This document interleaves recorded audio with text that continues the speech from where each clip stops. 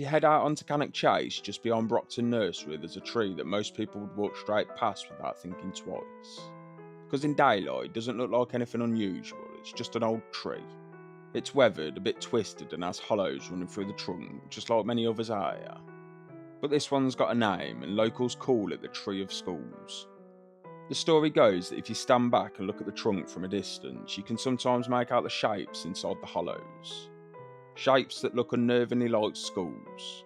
Eye sockets, jawlines, and faces staring straight back at you from inside the wood. But here's the strange part: people say that as you walk closer, those shapes start to disappear. What looked clear from a few metres away suddenly becomes nothing more than shadow and bark.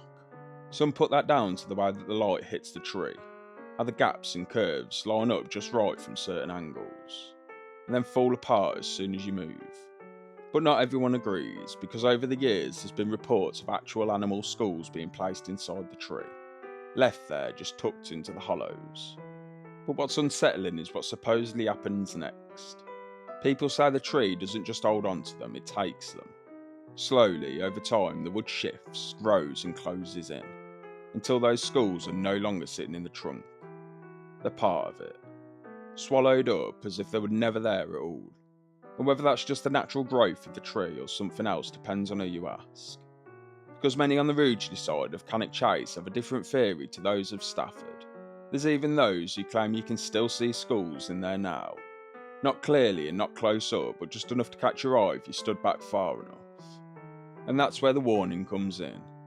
If you ever do see one, like properly see it, then it's time to leave. No one really agrees on why. Some say it's just a bit of local superstition, something that's grown over time, like the tree itself. Others say it's a place that you're not meant to linger, especially not after dark. If you visit the tree and find an animal skull resting in its hollow, then get out quick. Because like a lot of spots on Cannock Chase, it changes at night.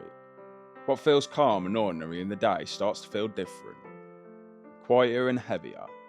And that same tree that looked almost picturesque in the sunlight suddenly feels wrong. Not because anything jumps out at you, but because the feeling that something might. And whether that's just your mind playing tricks or something tied to the stories that have built up around it, that's up to you to decide. But either way, if you do go looking for it and you find a skull, and just walk away.